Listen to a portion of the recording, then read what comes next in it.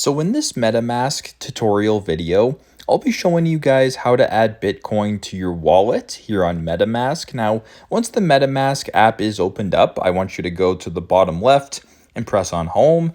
Then at the top where it says Fund Your Wallet, I want you to select on the black button that says Add Funds. Once you're on this page right here, you can select your token. Now in this example, we're looking to add Bitcoin to our wallets. We're going to go ahead and make sure that Bitcoin is selected. Once that is done, you're on this page right here. You can type in the amount of Bitcoin that you want to add to your wallet. So in this example, it'll default to 100, but you can go ahead and change this to whatever you want. So if you wanted to add $30, for example, you can do that. Now, if you want to do this through Apple Pay, you can leave it as it is, or you can go ahead and change the debit or credit. So it doesn't really matter what you guys do. Once that is done, press continue.